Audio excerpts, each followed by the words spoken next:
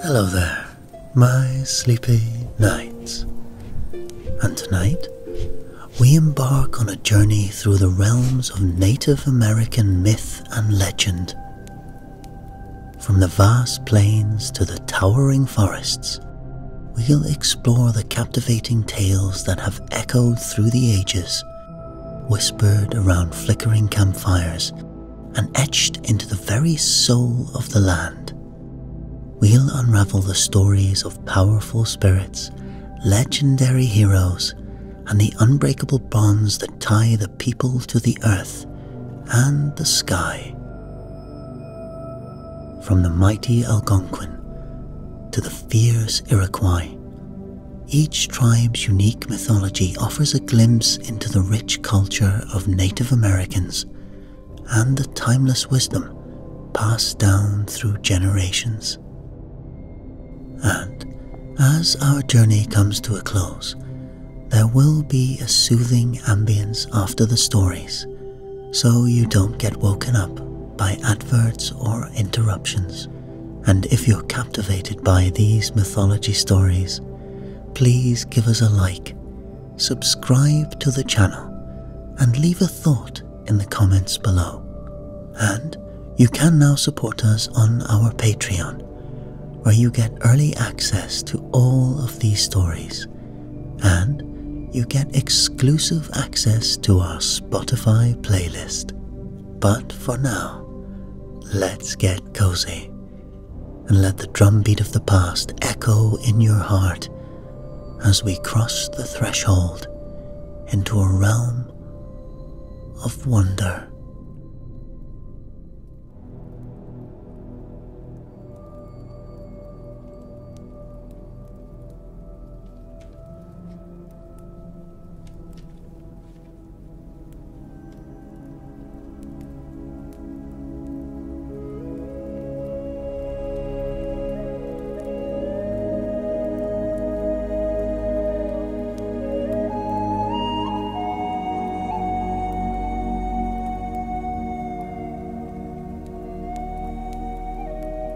The Iroquois, whose name means real adders, were perhaps the most resilient and hostile of the Native American Indian population, demonstrating a rare political prowess.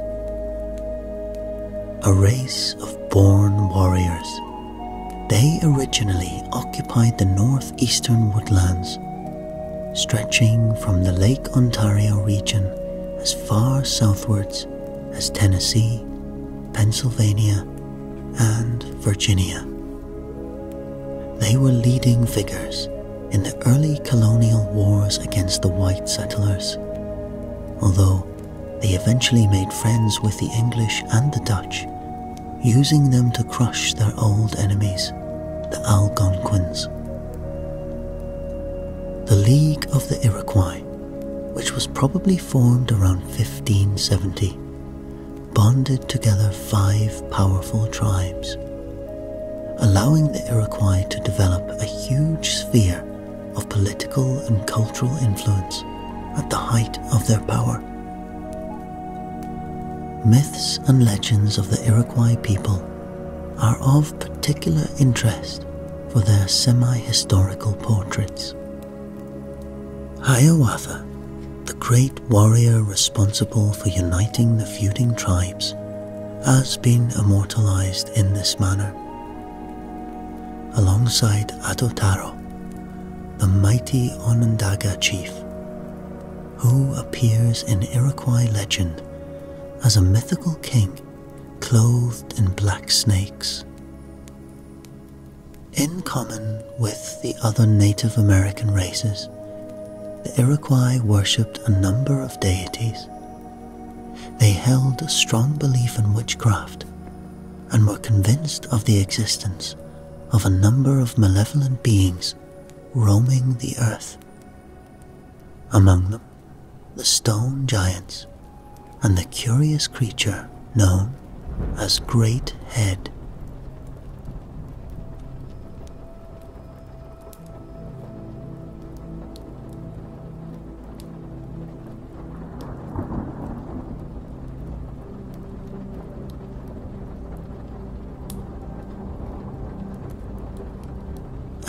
dawn of creation, before mankind ever existed, the universe comprised two separate worlds.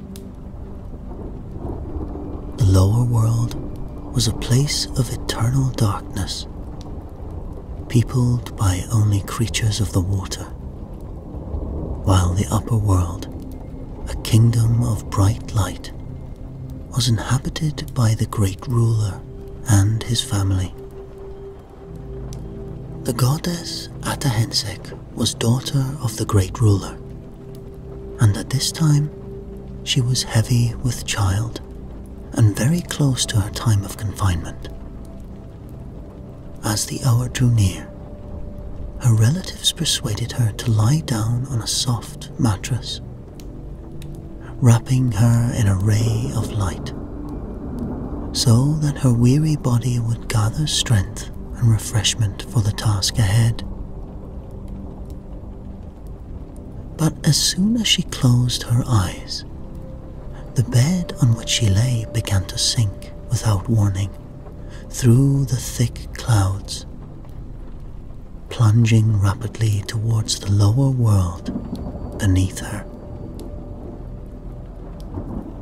Dazzled and alarmed by the descending light, the monsters and creatures of the great water held an emergency council to decide what should be done. "If the being from above falls on us," said the water hen, "it will surely destroy us. We must quickly find a place where it can rest. Only the Ueda, the earth which lies at the very bottom of the water, will be strong enough to hold it," said the beaver. "I will swim down and bring some back with me." But the beaver never returned from the search. Then the duck volunteered, but soon his dead body floated up to the surface. Finally, however, the muskrat came forward. "I know the way better than anyone," he told the others, "but the Ueda is extremely heavy and will grow very fast. Who is prepared to bear its weight when I appear with it?" The turtle, who was by far the most capable among them, readily agreed to suffer the load. Shortly afterwards, the muskrat returned with a small quantity of the Ueda in his paw, which he smoothed onto the turtle's back. It began to spread rapidly, and as soon as it had reached a satisfactory size for the light to rest on, two birds soared into the air and bore the goddess on their outstretched wings, down towards the water and safely onto the turtle's back.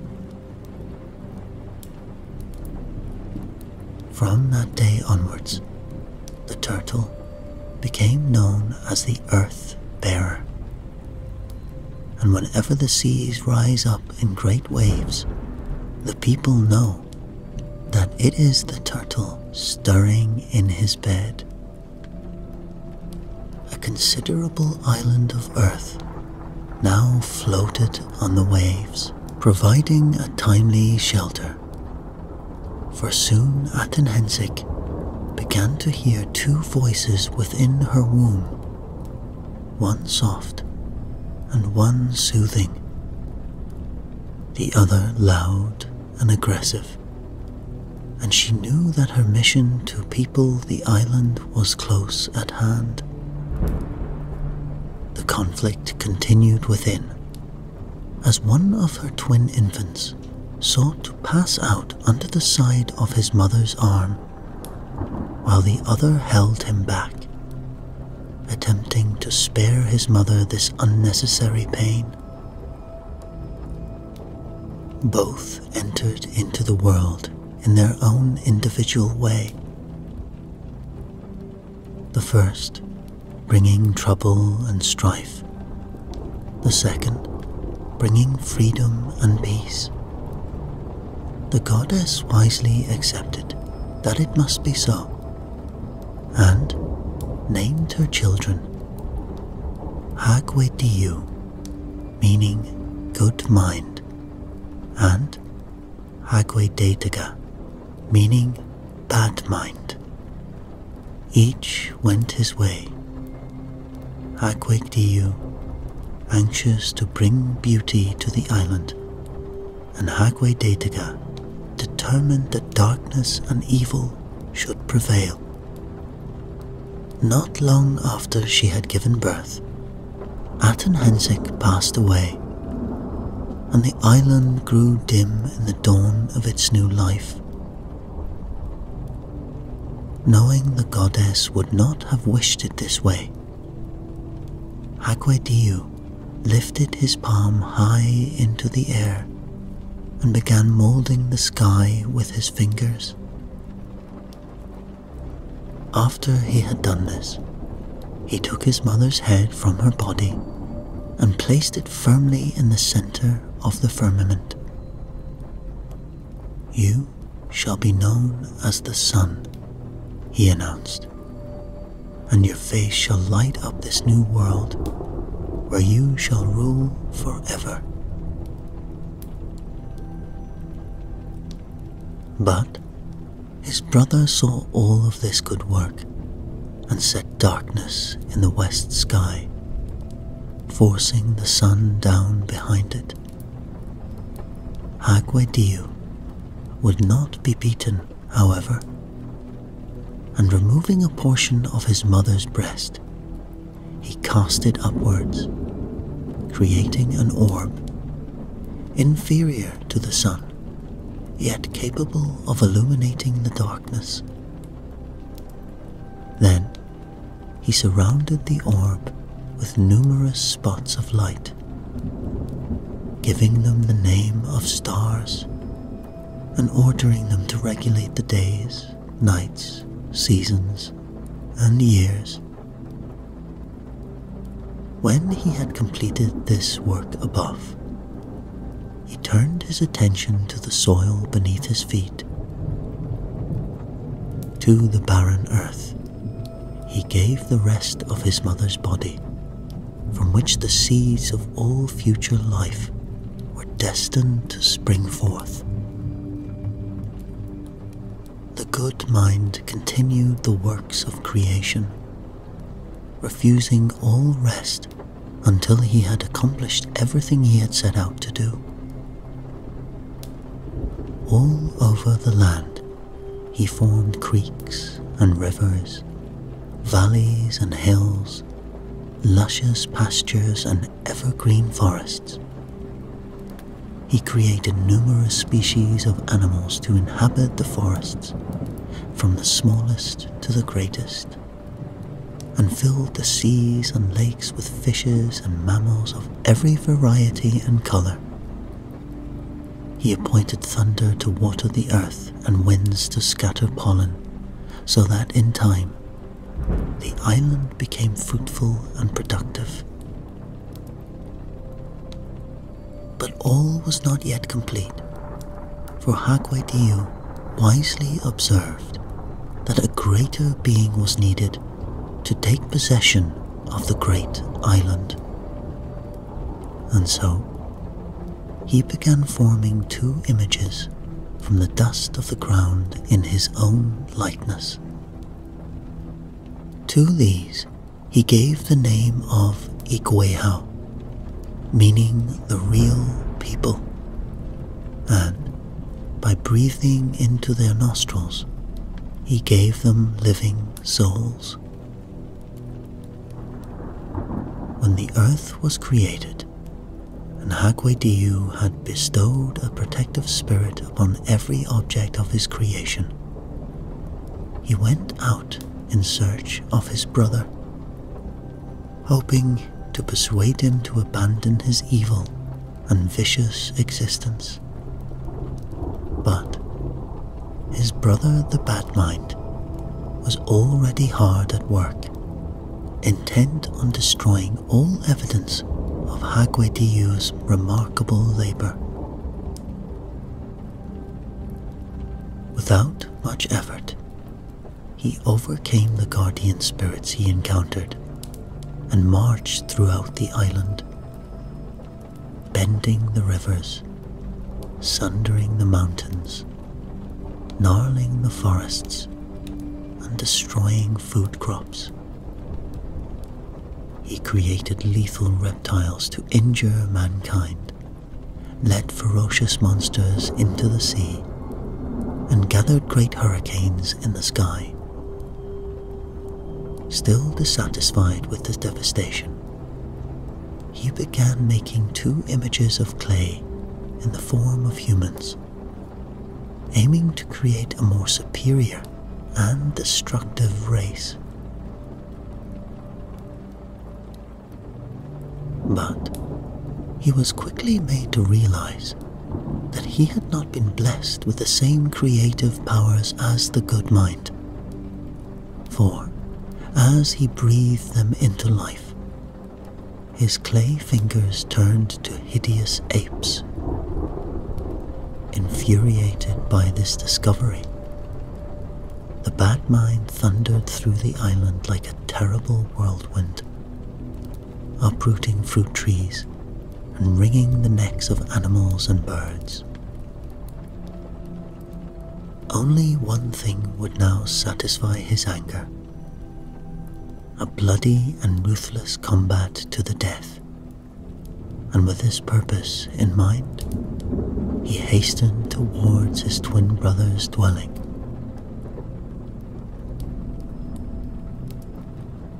Weary of the destruction he had witnessed, the good mind willingly submitted himself to the contest that would decide the ruler of the earth. The bad mind was keen to discover anything that might help destroy his brother's temporal life, and began to question him rather slyly on the type of weapons they should use. "Tell me," he said, "what particular instrument would cause you the most injury, so that I may avoid its use, as a gesture of goodwill."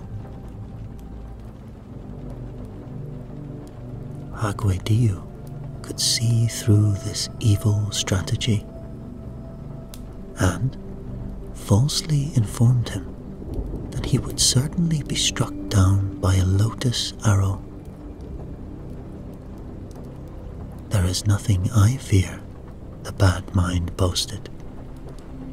But Hagwediu knew this to be untrue, and wisely remembered that ever since childhood, the horns of a stag had always induced feelings of terror within his brother. The battle began and lasted for 2 days and 2 nights, causing panic and disruption through the earth as mountains shook violently under the strain of the combat, and rivers overflowed with the blood of both brothers. At last, however, the bad mind could no longer ignore the temptation to shoot the lotus arrow into his brother's direction. The good mind responded by charging at him with the stag horns, impaling him on their sharp points until he screamed in pain and fell to the ground.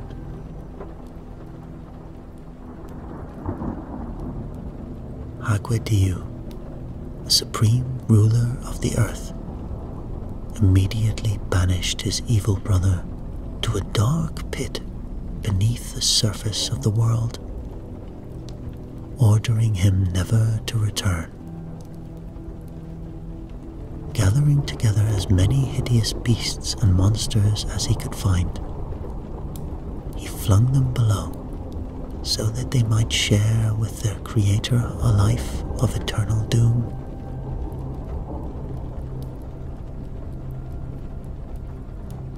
Some escaped his grasp, however, and remained on the earth as surfers, half human and half beasts, eager to continue the destructive work of the bad mind, who had now become known as the evil spirit. Hagwediu, faithful to the wishes of his grandfather, the great ruler, carried on with his good work on the floating island, filling the woodlands with game, slaying the monsters, teaching the Indians to make fires and to raise crops, and instructing them in many of the other arts of life, until the time had come for him to retire from the earth to his celestial home.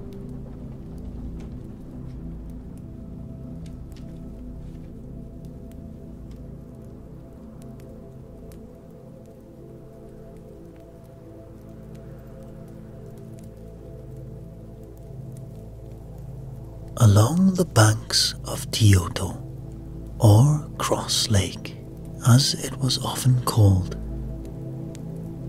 there lived an eminent young warrior named Hiawatha, also known as the wise man throughout the district. He exerted a powerful influence over the people. No one knew exactly where Hiawatha had come from. They knew only that he was of a high and mysterious origin, and investigated no further than this. It was said he had a canoe, controlled by his will, which could move without the aid of paddles. But he did not use it for any common purpose, and pushed it out into the water only when he attended the general council of the tribes. It was from Hiawatha that the villagers sought advice when they attempted to raise corn and beans. As a direct result of his instruction, their crops flourished. Even after they had harvested the corn, food was never in short supply, for he taught them how to remove obstructions from its watercourses and clear their fishing grounds. The people listened to Hiawatha with ever-increasing respect, and as he continued to provide them with wise laws and proverbs for their development, they came to believe that he had been sent by the Great Spirit himself for a short but precious stay amongst them.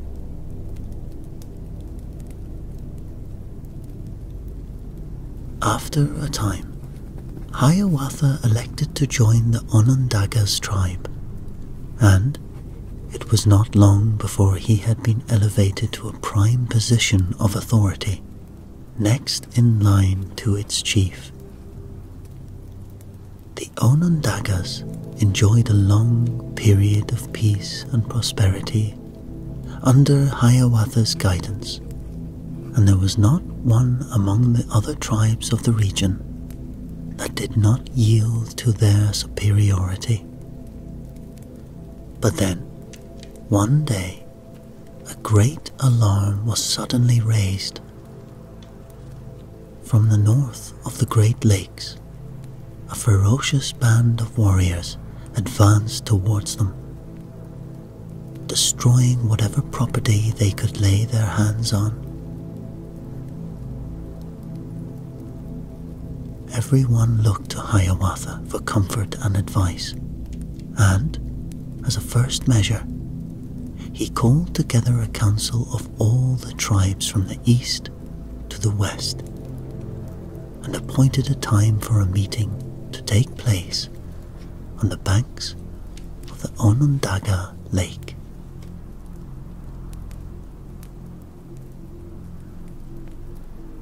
By midday, a great body of men, women and children had gathered together in anticipation that they would shortly experience some form of deliverance.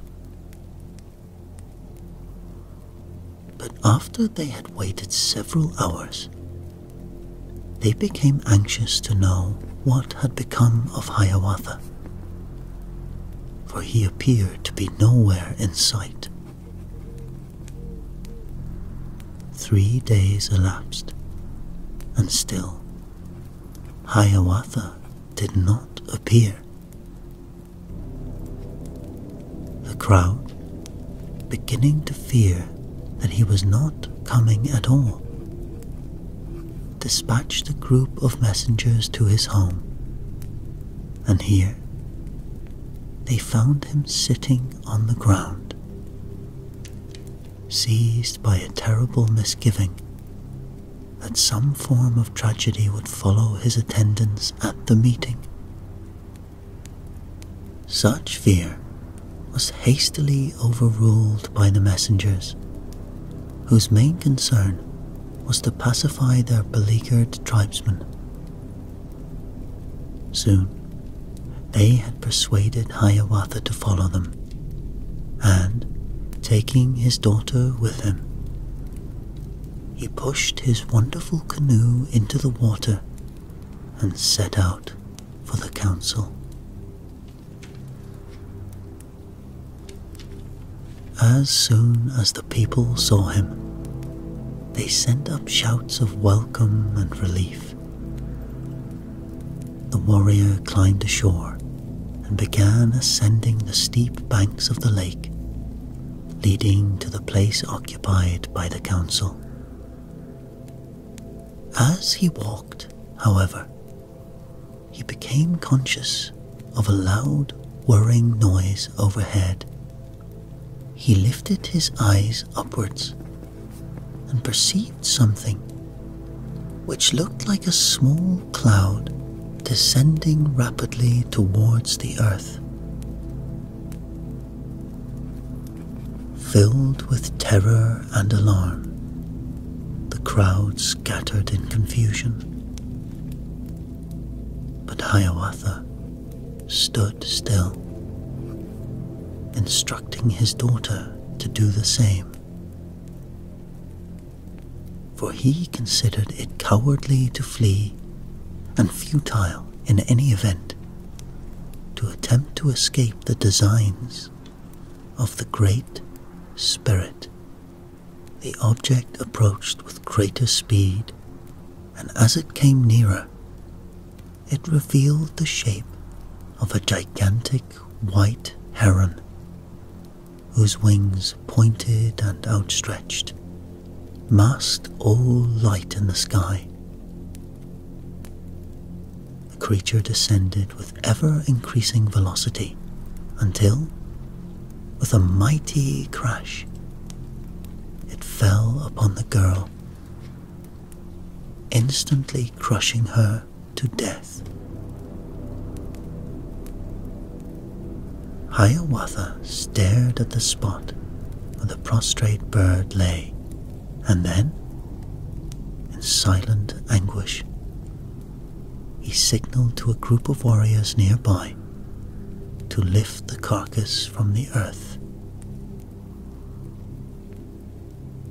They came forward and did as he requested, but when they had moved the bird, not a trace of Hiawatha's daughter was discovered.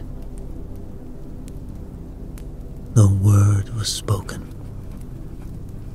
The people waited in silence until at length Hiawatha stooped to the ground and selected a feather from the snow-white plumage.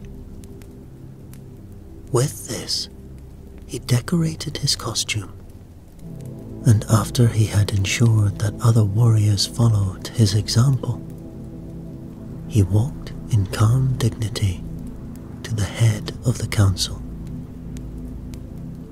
During the first day, he listened gravely and attentively to the different plans of the various tribal chiefs,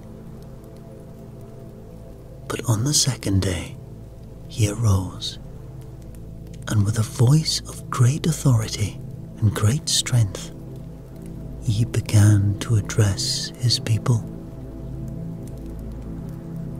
My friends and brothers, listen to what I say to you. It would be a very foolish thing to challenge these northern invaders in individual tribes. Only by uniting in a common band of brotherhood may we hope to succeed. Let us do this, and we shall swiftly drive the enemy from our land.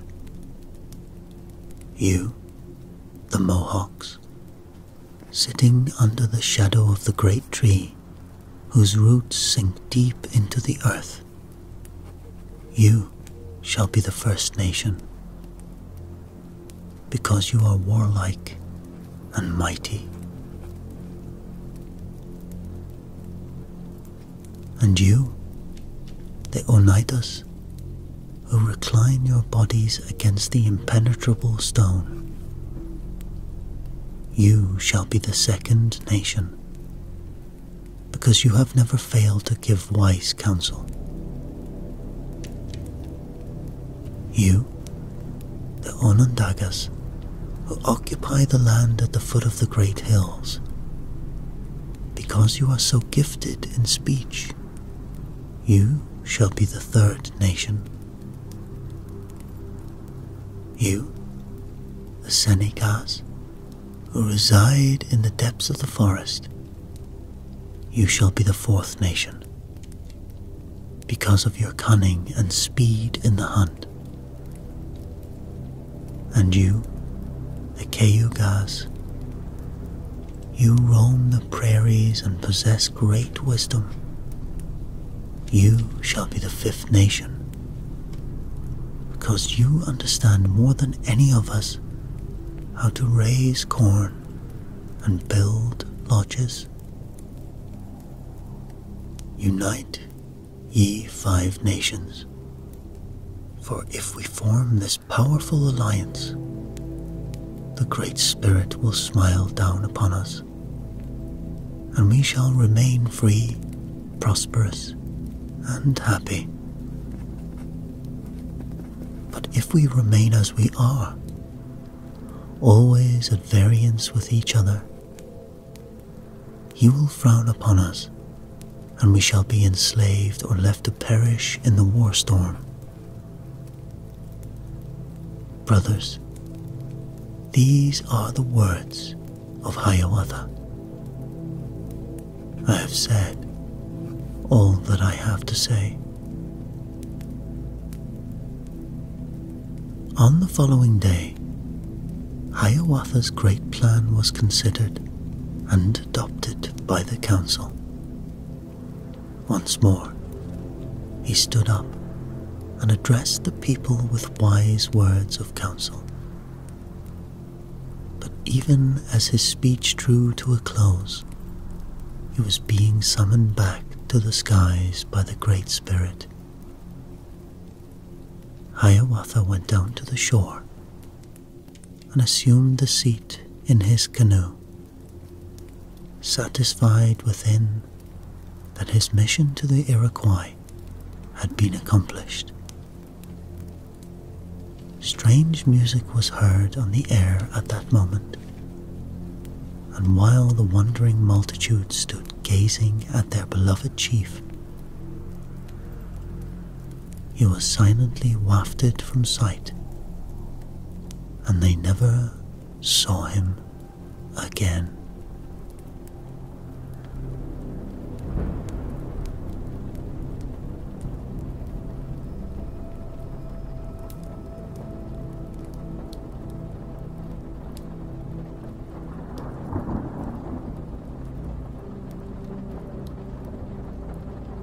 As a final desperate measure in the bloody battle to rid themselves of the stone giants, the Iroquois called upon the upholder of the heavens, Taha'iawagon, to come to their aid. For generations, they had bravely suffered the carnage and destruction alone, but were now so depleted in numbers, they agreed they had nowhere else to turn. Hiawatha, who had generously provided them with their hunting grounds and fisheries, was already aware of their distress and had waited patiently for the day when he could demonstrate again his loyalty and devotion. Determined to relieve the Iroquois of these merciless invaders, the great god transformed himself into a stone giant and descended to earth, where he placed himself among the most influential of their tribes. Before long, the giants began to marvel at his miraculous strength and fearlessness in battle. And soon, they reached the unanimous decision that Hiawatha should act as their new chief. The great god brandished his club high in the air. "Now, we will destroy the Iroquois," he roared. "Come, let us make a feast of these puny warriors and invite all the stone giants throughout the earth to celebrate it with us." Carrying on with his facade, the new chief marched all the stone giants towards a strong fort of the Onondagas, where he commanded them to lie low in a deep hollow in the valley until sunrise. At dawn, he told them that they would slaughter all the unsuspecting Indians while they still lay in their beds. But during the night, Hiawatha scaled a great mountain nearby and began hewing the rock face with an enormous chisel. When he had produced a great mass of boulders, he raised his foot and kicked them over the land below. Only one stone giant managed to escape the horrifying avalanche. His name was Ganosqua, and he fled as fast as his legs would carry him through the darkness, all the way to the Allegheny Mountains. As soon as he had reached this spot, he secreted himself in a cave, where he remained until he had grown to a huge size and strength. No human being had ever set eyes on him, for the look upon his face meant instant death. He was vulnerable to attack only at the base of his foot, but it was not within the power of any mortal to wound him. And so, Ganosqua used the whole earth as his path, carving out a massive trail through the forests and mountains, where his footsteps formed huge caverns that filled with water to make the lakes. If a river obstructed his path, he would swoop it up in his huge hands and turn it from its course. If a mountain stood in his way, he would push his fists through it to create a great tunnel. If ever he were hungry, he would devour a whole herd of buffalo. If ever he were thirsty, he would drink the ocean dry.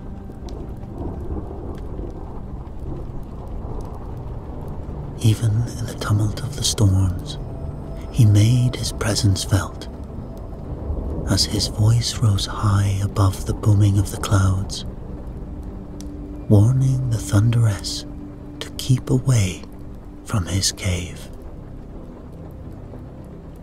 It was during one of these terrific storms that Ganusqua came closer than ever before to one of the human species, a young hunter, blinded and bruised by the hail which hurled itself like sharp pebbles upon him, soon lost his trail and took refuge within the hollow of an enormous rock.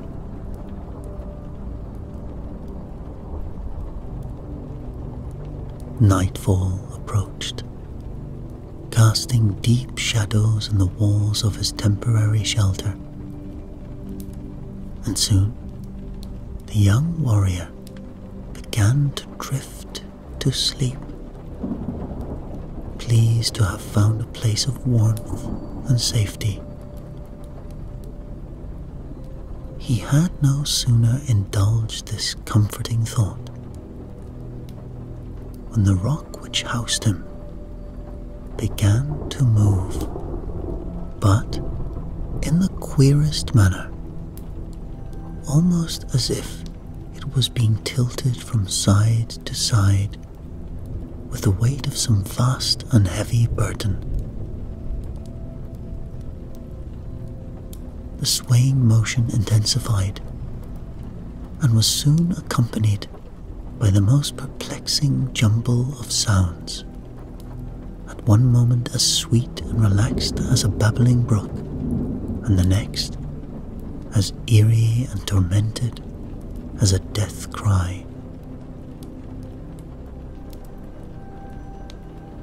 The young warrior stood up in alarm, straining his eyes to find the opening of the cave, but too late, for suddenly he felt a gigantic hand on his shoulder and heard a loud voice rumbling in his ear. "Young warrior, beware. You are in the cave of the stone giant, Ganusqua. Close your eyes and do not look at me, for no human has yet survived who has gazed upon my face.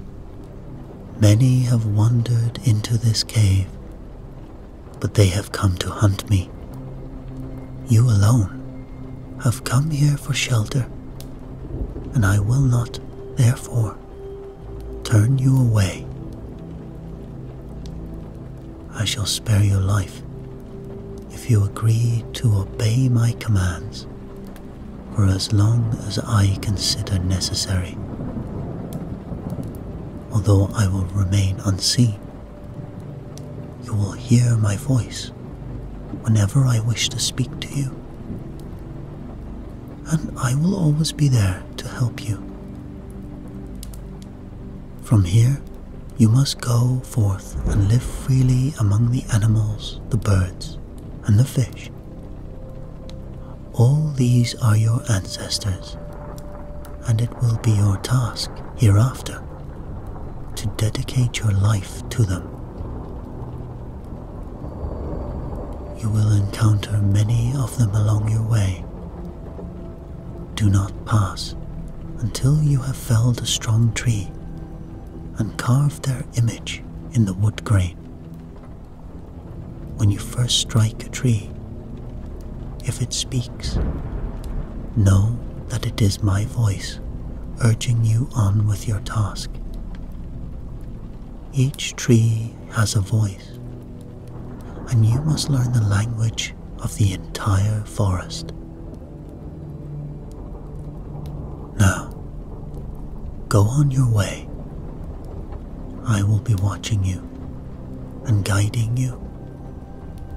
Teach mankind kindness, the unspoken kindness of nature, and so win your way in life forever.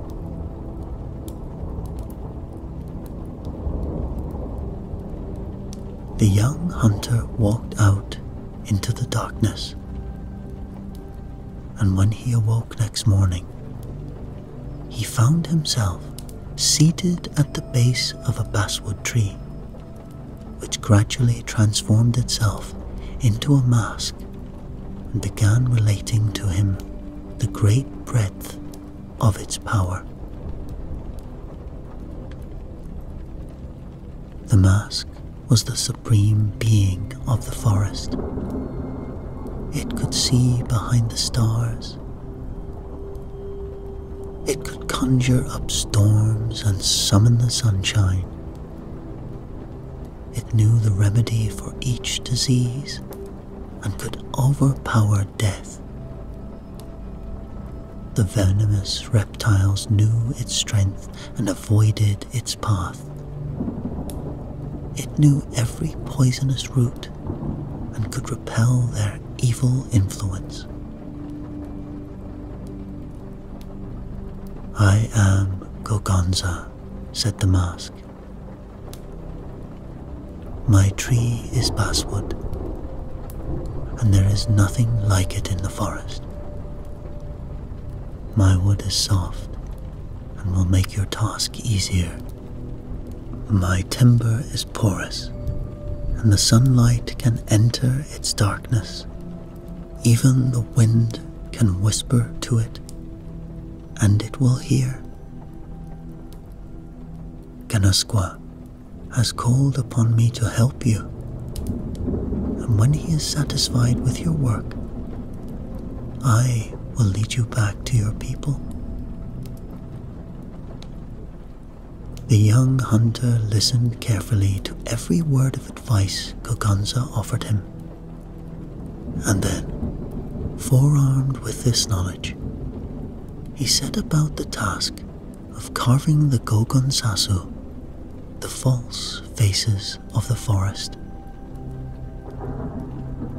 On his travels he met many curious animals, birds, reptiles and insects, which he detained until he had carved them in the basswood, inviting them to stay with him until he had learned their language and customs. Guided by the voice of Ganusqua, he moved deeper into the forest, and soon he had learned to interpret its many different voices, including the voices of the trees and grasses, mosses and flowers. He learned to love his surroundings and every last creature he encountered, and he knew he would be loath to leave this world of his ancestors when the time eventually came for him to return to his own home.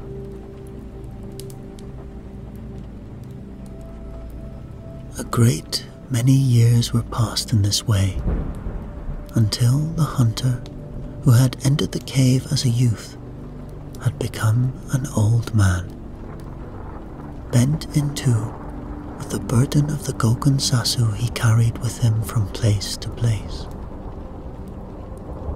At last, he heard the voice of Ganusqua pronouncing an end to his labor, and soon the mask appeared to guide him back to his own people. He wondered if he had the strength to make the journey, but he refused to abandon what he now considered his most precious possessions, the hundreds of Gogonsasu he had carved in basswood. Wearily, he set off on the track, almost crushed by his heavy load. But after only a short time, he felt a sudden surge of energy. Slowly, his spine began to uncurl. His back began to broaden and strengthen, and he felt himself growing taller until he had become a giant in stature, rising high above the trees. He stood up tall and proud and smiled. unaware that in the distance a great cave had begun to crumble.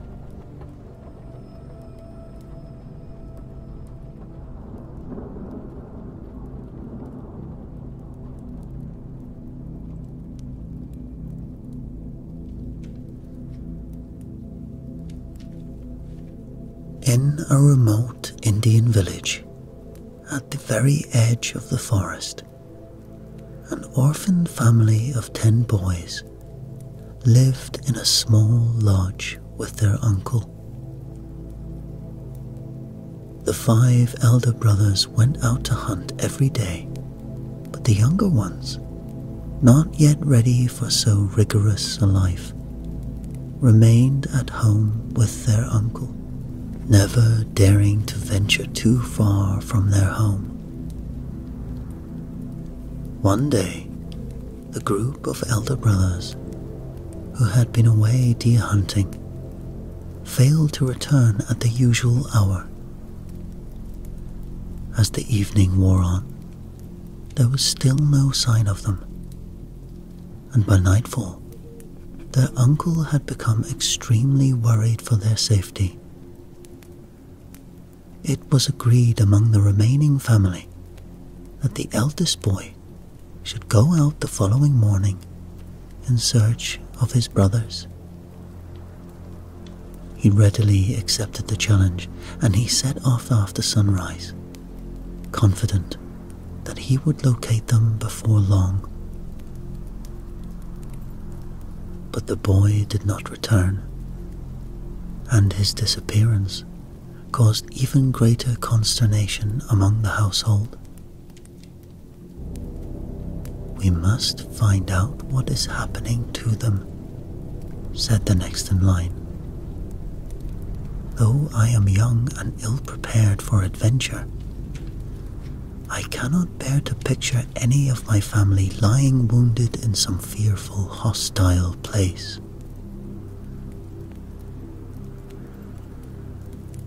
And so, having obtained his uncle's permission, he too set off enthusiastically, though he was not so self-assured as his brother before him.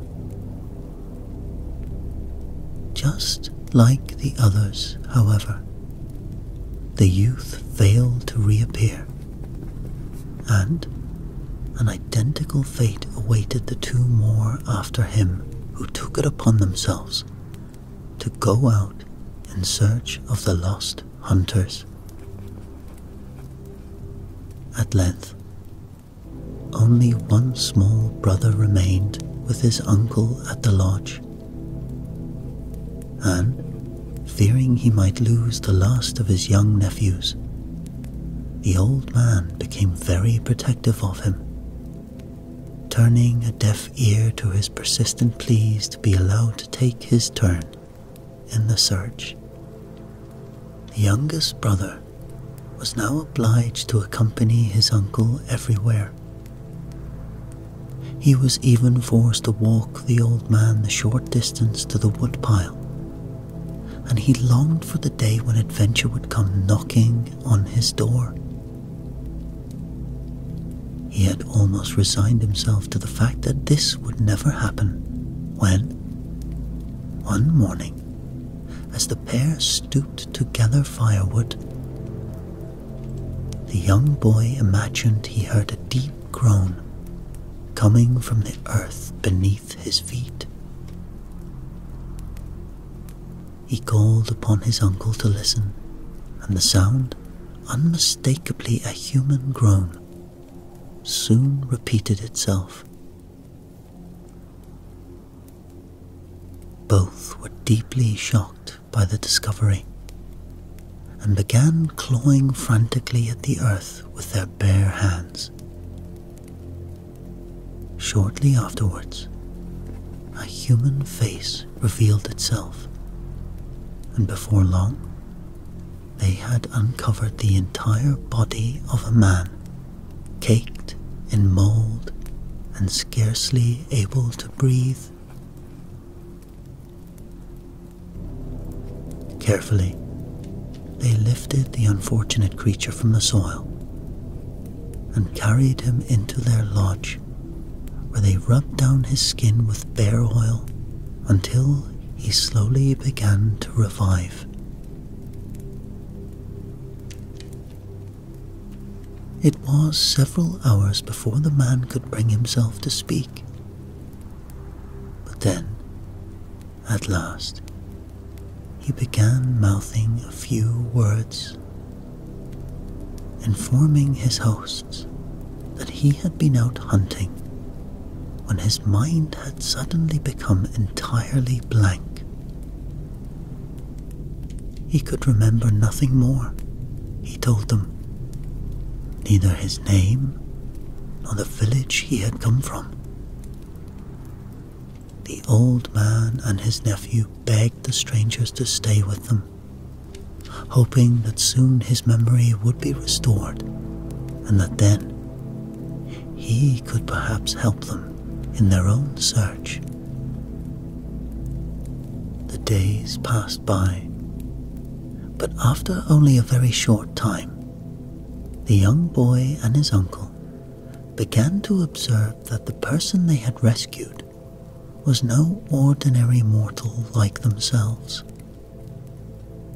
He did not eat any of the food they served him, but his strength increased daily nonetheless. He had no need of sleep, and often when it rained, he behaved very strangely, tossing relentlessly in his chair and calling aloud in a curious language. One night, a particularly violent storm raged outside. As the rain pelted down and the winds howled fiercely, the boy and his uncle were awoken by the loud cries of their guest. "Do you hear that noise?" he yelled. "That is my brother, Great Head, riding on the wind. Can you not hear him wailing?" "Yes, we can," said the old man. "Would you like us to invite him here? Would he come if you sent for him?" "I would certainly like to see him," replied the strange guest. "But he will not come unless I bring him here by magic. You should prepare for a welcoming meal. 10 large blocks of maple wood, for that is the food he lives on." And saying this, the stranger departed in search of his brother, taking with him his bow and a selection of arrows carved from the roots of a hickory tree. At about midday, he drew near to Great Head's dwelling and quickly transformed himself into a mole, so that his brother would not notice his approach. Silently, he crept through the grass until he spotted Great Head up ahead, perched on a cliff face, glowering fiercely at an owl. "I see you," shouted Great Head. "Now you shall die." And he lunged forward, ready to devour the helpless creature. But just at that moment, the mole stood up, and taking aim with his bow, shot an arrow in Great Head's direction. The arrow became larger and larger as it sped through the air towards the monstrous creature. But then, when it had almost reached its target, it turned back on itself and returned to the mole, regaining its normal size Great Head was soon in pursuit, puffing and snorting like a hurricane as he trampled through the trees. Once more, the mole shot an arrow, and again it returned to him, luring Great Head further and further onwards towards the lodge, where the young boy and his uncle nervously awaited their arrival. As soon as the door to their house burst open, its terrified occupants began attacking Great Head with wooden mallets. But the more they vigorously struck him, the more Great Head broke into laughter, for he was not only impervious to pain, but the sight of his brother standing before him had put him into the best of moods. The two embraced warmly, and Great Head sat down to his meal of maple blocks, which he devoured with great relish. When he had done, he thanked his hosts for their hospitality and inquired of them how he might return their kindness. They began telling him the story of their missing relatives, but had only uttered a few words when Great Head interrupted them. "You need tell me no more," he said to them. "I know precisely what has become of them. They have fallen into the hands of a woodland witch. Now, if this boy will accompany me, I will point out her dwelling and show him the bones of his brothers." Although reluctant to release him, the uncle perceived how anxious his nephew was to learn the fate of his brothers. Finally, he gave his consent, and the young boy started off with Great Head, smiling broadly at the thought of the adventure which lay ahead. They did not once pause for rest, and after a time they came upon a ramshackle hut, in front of which were strewn dry bones of every size and description. In the doorway sat a crooked old witch, rocking back and forth, singing to herself. When she looked up and saw her visitors, she flew into a rage and began chanting her spell to change the living into dry bones. But her magic had no effect on Great Head, and because his companion stood in his shadow, he too was protected from the charm. The youth sprang forward and began to attack the frail old witch, beating her with his fists until she fell lifeless to the ground. As soon as she lay dead, a loud shriek pierced the silence, and her flesh was transformed into black feathered birds that rose squawking into the air. The young boy now set about the task of selecting the bones of his brothers. It was slow and difficult work, but at last he had gathered together 9 white mounds. Great Head came forward to examine each of them, and when he was satisfied that no bone was missing, he spoke to his young companion. "I am going back to my rock," he told him. "But do not despair or think I have abandoned you, for soon you will see me again." The boy stood alone, guarding the heaps of bones, trying to decide whether he should make his way back home before daylight faded.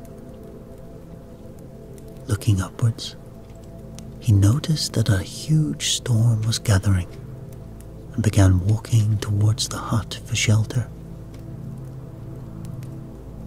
The hail beat on his back even as he walked the short distance, and soon sharp needles of rain prickled his skin all over. The thunder now clashed and lightning struck the ground wherever he attempted to step. The young boy grew fearful and flung himself to the earth. But suddenly, he heard a familiar voice calling to him. And lifting his eyes, he saw a great head riding at the center of the storm. "Arise, you bones," great head yelled. "I bid you come to life." The hurricane passed overhead in an instant, as rapidly as it had first appeared. The young boy felt certain that he must have been dreaming. But then he observed that the mounds of bones had disappeared.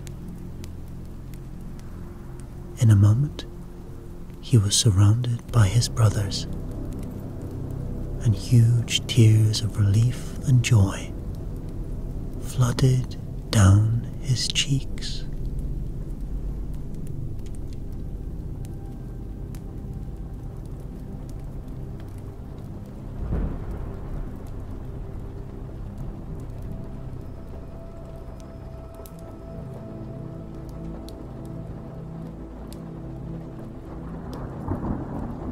The Algonquian race was one of the largest of the North American Indians, comprising well over 100 different tribes. From east to west, their territory spread from the Atlantic coast as far as the base of the Rocky Mountains, and from north to south, it extended above the St. Lawrence Valley all the way southwards into Illinois and Virginia. The Algonquian Indians were a tall, well-proportioned race, intelligent and obliging, who worked the land or hunted and fished for their survival. Those belonging to the eastern tribes living along the Atlantic were the first Native Americans to come into contact with the white settlers. They welcomed the white man and passed on to him the domestic skills they had acquired, even yielding to him many of their most fertile coastal lands. Ultimately, the Algonquins were driven further and further westwards by the settlers, coming into headlong conflict with their old enemies, the Iroquois, and losing almost all of their original territories. The Algonquian myths and legends are some of the most colourful of all Native American mythology. A selection of their most well-known tales will be told here.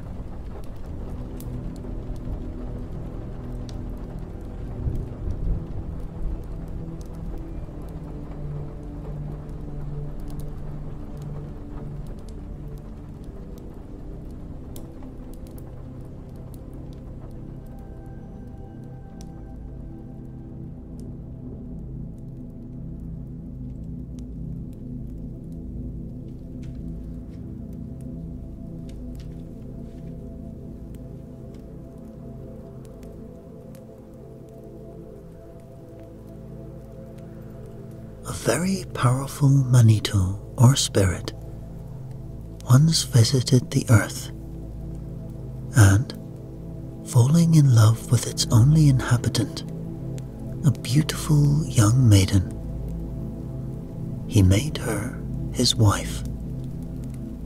From this union were born 4 healthy sons. But in giving birth, the mother sadly passed away.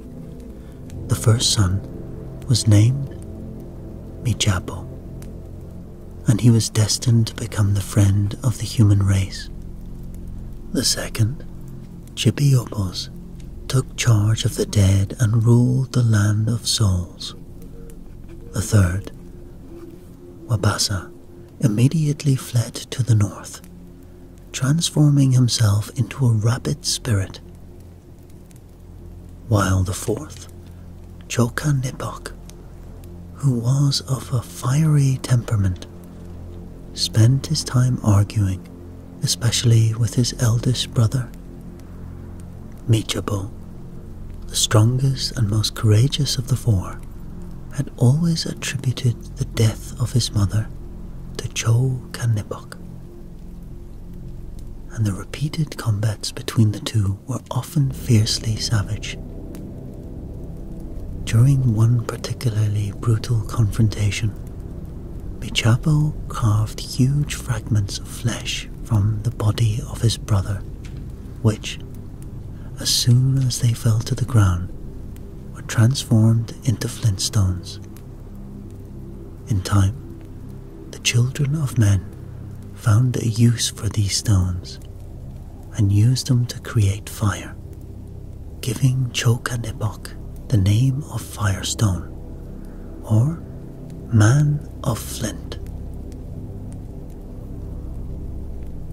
After a long and tortuous battle, Chokanipok was finally slain by Michabo, who tore out his bowels and changed them into long twining vines from which the earth's vegetation sprung forth. After this, Michabo journeyed far and wide, carrying with him all manner of tools and equipment which he distributed among men. He gave them lances and arrow points. He taught them how to make axes. He devised the art of knitting nets to catch fish. He furnished the hunter with charms and signs to use in the chase. And he taught mankind to lay traps and snares. In the course of his journeys, he also killed the ferocious beasts and monsters threatening the human race, and cleared the rivers and streams of many of the obstructions which the evil spirit had placed there. When he saw that all this was done, Michabo placed 4 good spirits at the 4 cardinal points of the earth, instructing mankind that he should always blow the smoke from his clomet in each of these 4 directions as a mark of respect during the sacred feasts. The spirit of the north, he told them, would always provide snow and ice, enabling man to hunt game. The spirit of the south would give them melons, maize and tobacco. The spirit he had placed in the west would ensure that rain fell upon the crops, and the spirit of the east would never fail to bring light in place of darkness. Then, retreating to an immense slab of ice in the northern ocean, Michabo kept a watchful eye on mankind, informing them that if ever the day should arrive when their wickedness forced him to depart the earth, his footprints would catch fire, and the end of the world would come, for it was he who directed the sun in his daily walks around the earth.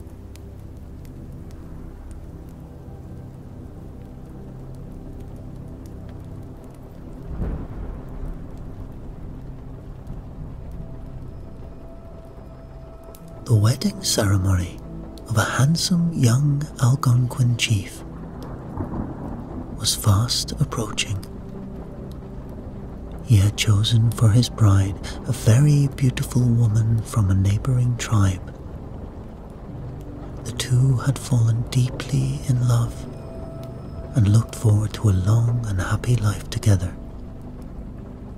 But sadly, this was not to be, for on the eve of their wedding, the young woman succumbed to a raging fever, and within hours she had passed away, leaving her intended husband grief-stricken and distraught.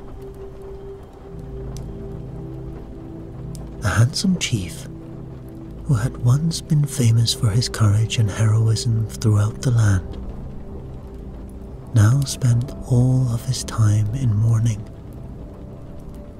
making a daily pilgrimage to the burial place of his beloved, where he threw himself on the soft mound and sobbed. Hunting and warfare no longer held any charm for him, and he cast aside his bow and arrow, resolving never to use his weapon again. The situation appeared hopeless, and even the chief's closest friends began to believe that he would never mend his broken heart or recover his brave reputation. One day, however, the chief overheard a conversation among the elders of his tribe, which, for the first time in many months, prompted him to join the circle and listen attentively. The old men were discussing their loved ones who had died, and they also spoke of a path leading to the spirit world, which, if a man was lucky enough to find it, enabled the living to visit the dead. The grieving young lover eagerly welcomed this unexpected news, and, taking up his weapon and a few meager belongings, set off immediately to discover the path that would lead him to the land of souls.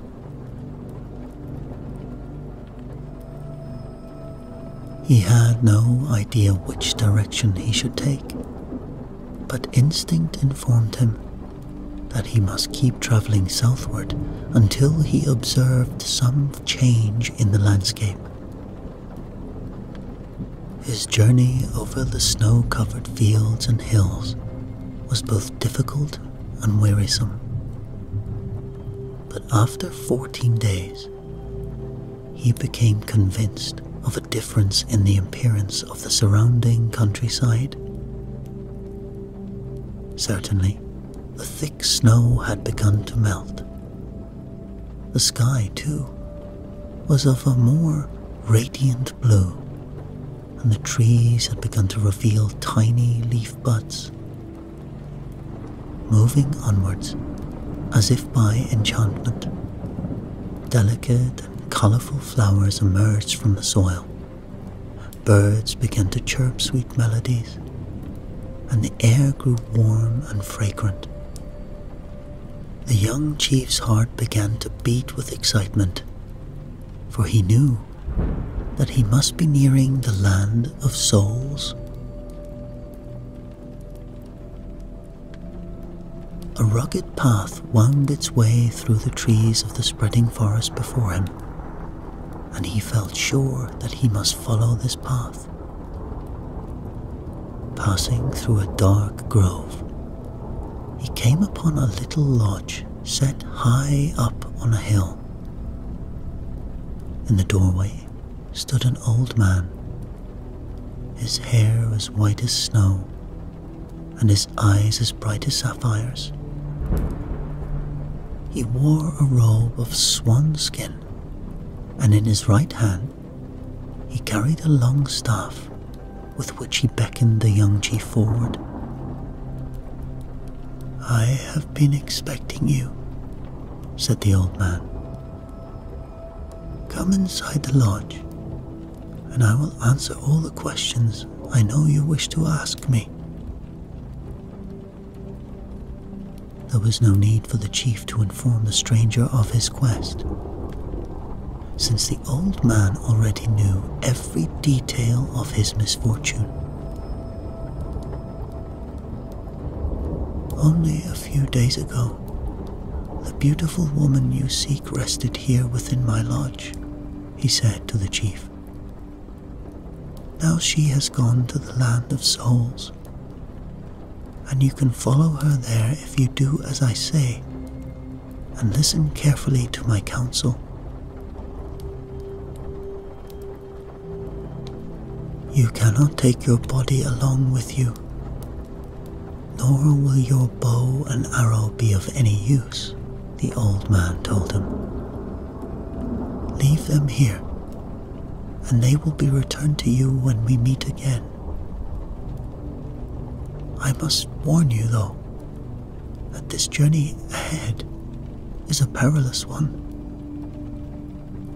You now stand at the border of the land of souls, and you must cross that vast lake beyond to reach the island of the blessed, where it will be possible for you to visit your loved one again."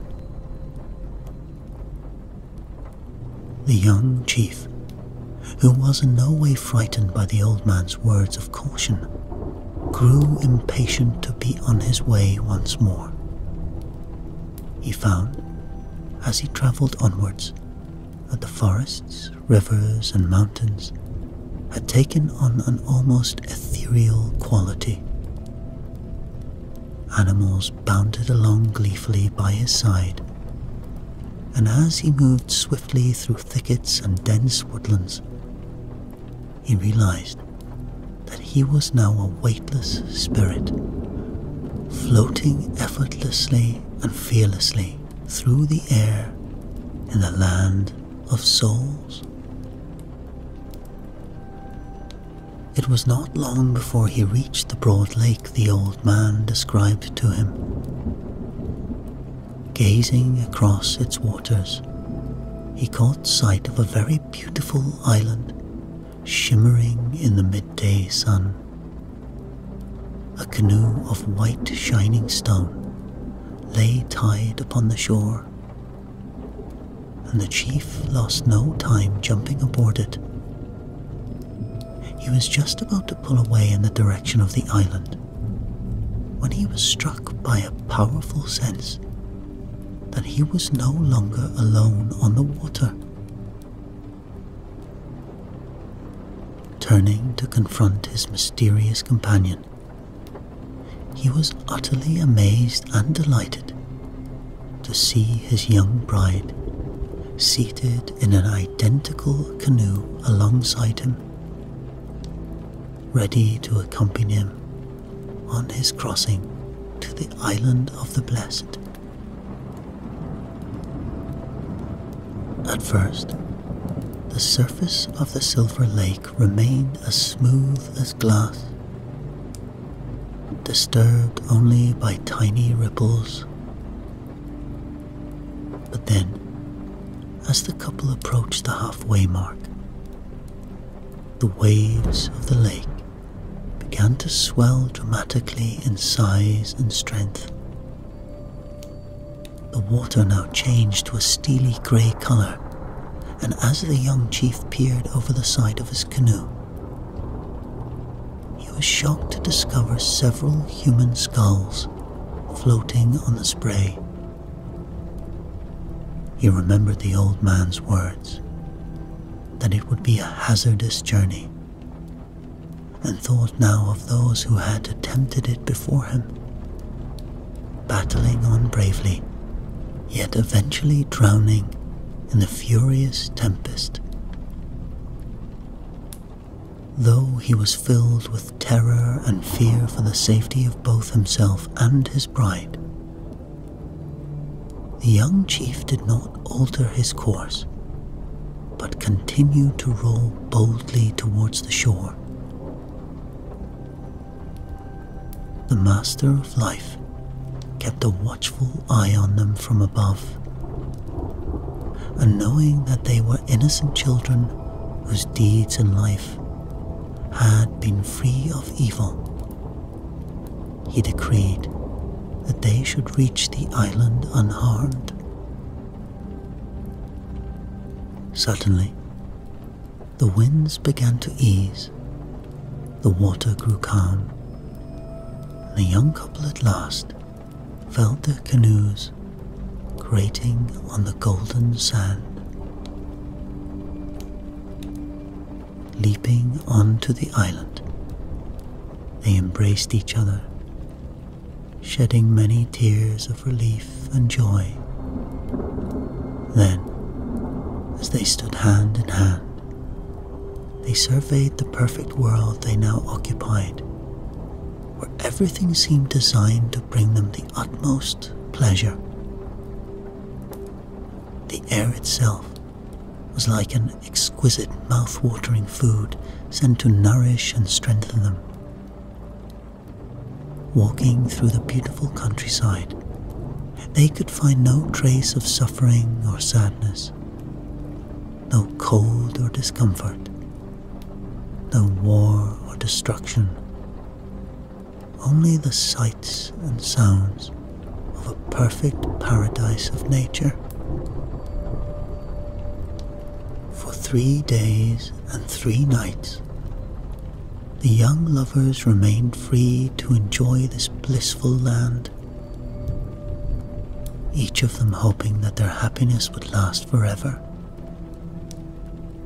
But on the 3rd evening, the young chief was awoken by a gentle voice calling to him on the breeze.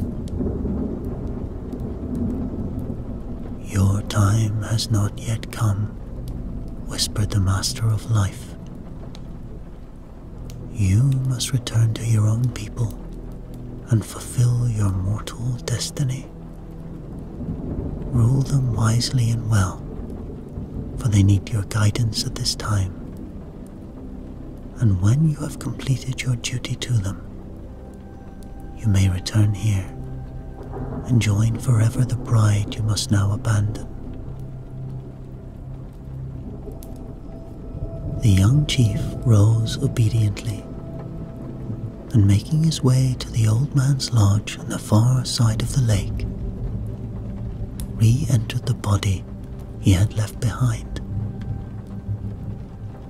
Although he was heavy-hearted, he was not resentful of his departure, but he felt honored that the Master of Life had intervened to set him on the correct path. Returning to his people, the young chief became a just and kindly ruler, winning the admiration and loyalty of all who knew him. Often, at the end of a long hunt, he would call for a great fire to be built, and ordering his people to sit around it, he would tell them of the land of souls and describe to them the path he knew he would follow once more, as soon as he had served his time as father to his people.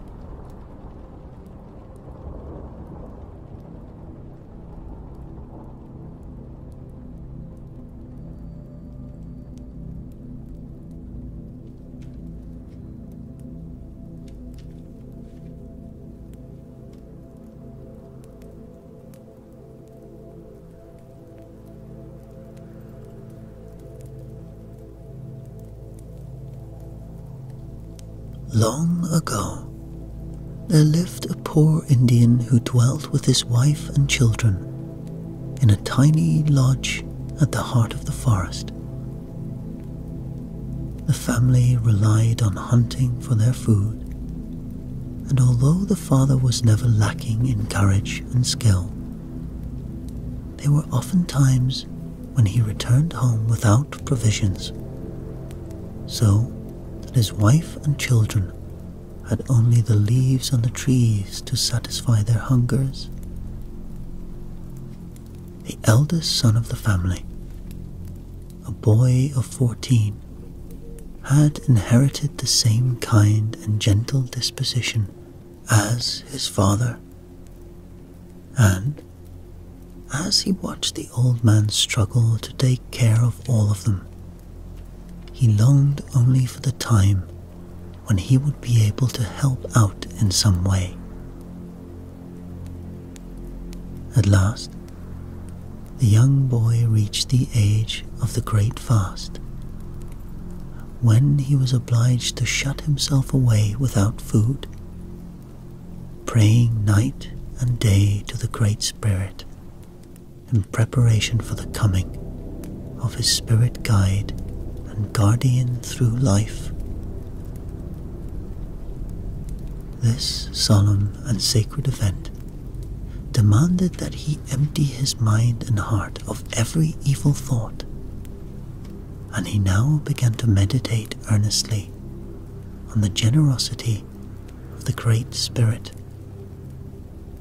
who never ceased to provide mankind with everything good and wholesome. As he roamed the fields and mountains during the first few days of his retreat, he was deeply moved by the beauty of his surroundings. The glorious flowers, succulent berries, and he felt a strong desire to make his own contribution to this remarkable world.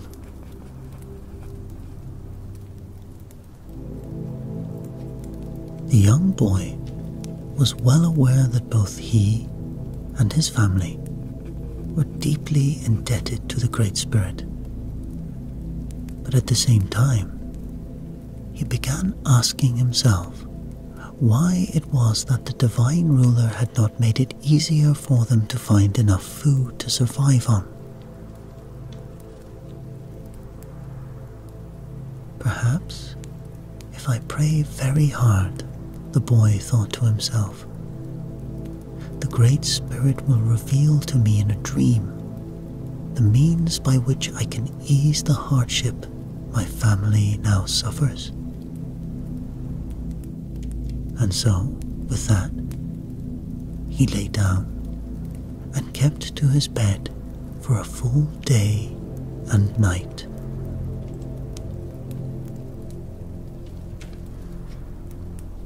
It was now the 5th day of his fast, and the boy lay feeble with hunger, drifting in and out of sleep, and hoping that some sort of vision would soon come to him.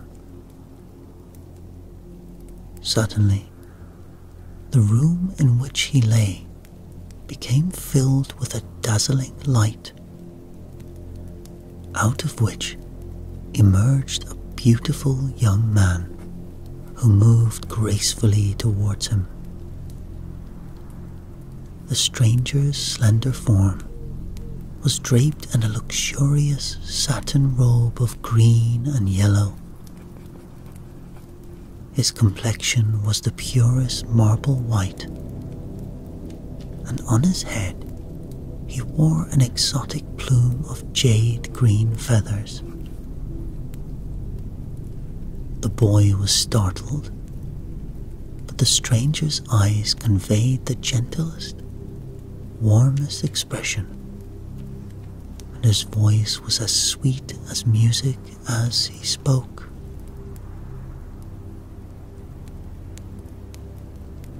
The Great Spirit has been listening to your prayers, he said softly. He understands how deeply you care for your family, and he knows that you have always been a loyal and obedient child. For these reasons, he has sent me to guide you in your pursuit and to ensure that your desire is fulfilled. Arise, young warrior, added the beautiful stranger, and prepare yourself to wrestle with me, for such is the wish of the Great Spirit. Even though his limbs were weak from fasting, the young boy stood up courageously and did as the stranger commanded him. The struggle which followed was long and punishing, and at length the boy began to grow faint.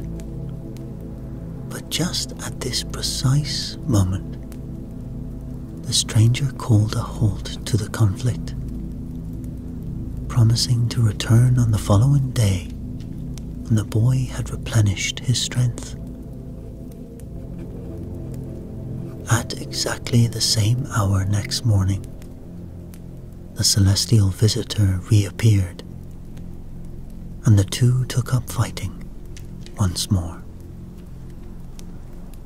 As they battled on, the young boy felt his strength improve and his courage increase.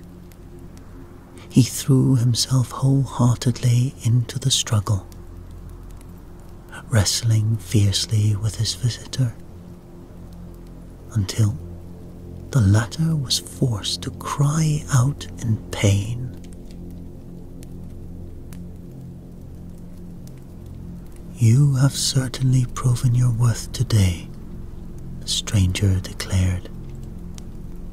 "Now, it is my turn to rest before we begin our final trial.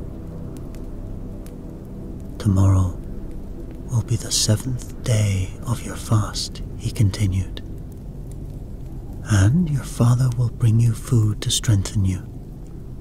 In the evening, you will wrestle with me and easily overcome me, for you have succeeded in winning the favor of the Great Spirit. As soon as I have fallen, you must strip me of my garments and bury me in the earth.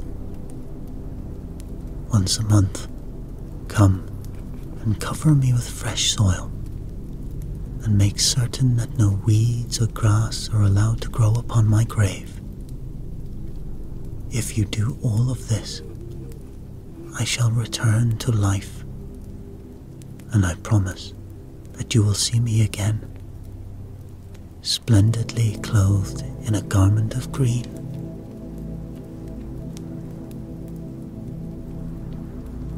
The stranger had no sooner spoken these words than he vanished into thin air,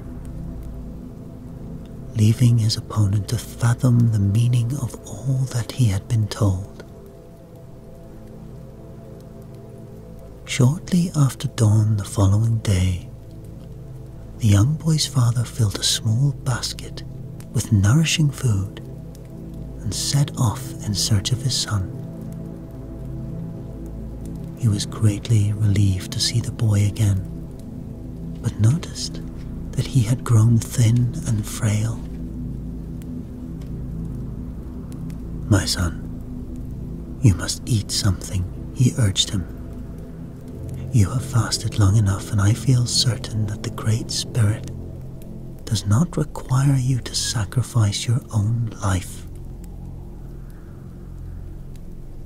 "Father," the boy replied, "please be patient with me until sundown, and at that hour I will happily partake of the meal you have brought me." For the young boy was determined to prove his hero's strength without assistance, resolving to rely on his inner strength alone during the trial ahead. Once again, at the usual hour, the stranger appeared, and the contest was renewed as before. Though he had not eaten any of his father's food, or allowed even a drop of water to pass his lips, the boy felt invigorated. Fired by the need to achieve some great purpose, he lunged at his handsome opponent, pushing him violently against a rock in the ground. The stranger did not rise up again to challenge him, and as he bent over to examine him where he lay, the boy could find no trace of life in the handsome youth. A deep sadness and regret suddenly invaded his soul as he began digging the earth to bury the body, and he swore to himself that he would tend this grave as lovingly as if it were that of his own mother.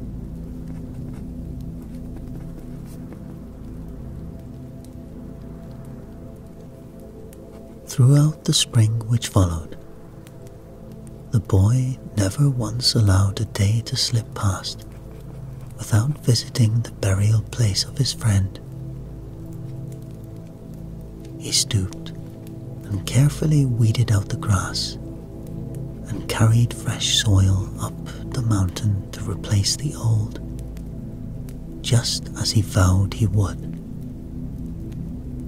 By summertime, tiny green shoots began to appear in the earth, but because they so reminded the young boy of the feather plume his visitor always wore, he was loath to remove them, and so continued to rise in height as the months progressed.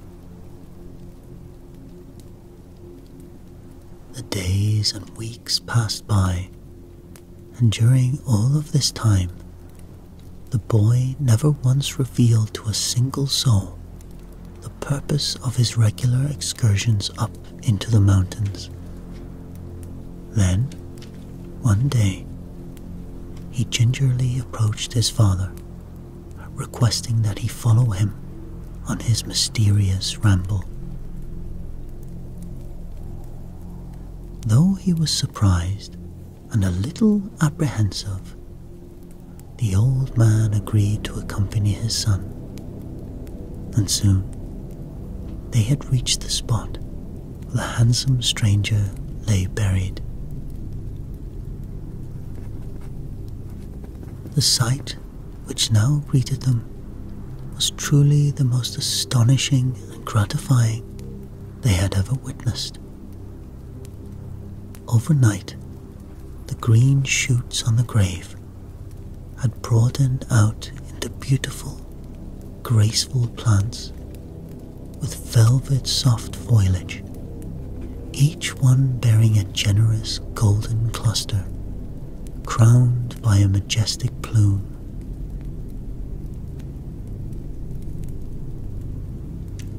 Leaping for joy, the young boy began shouting aloud, "It is my friend, the friend of my vision who promised he would return to me."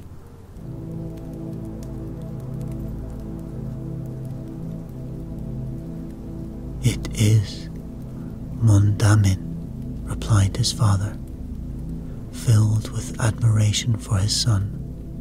"It is the spirit crane the old ones have sometimes spoken of, the Indian corn, which the merciful Master has sent to nourish us because he is greatly pleased with you."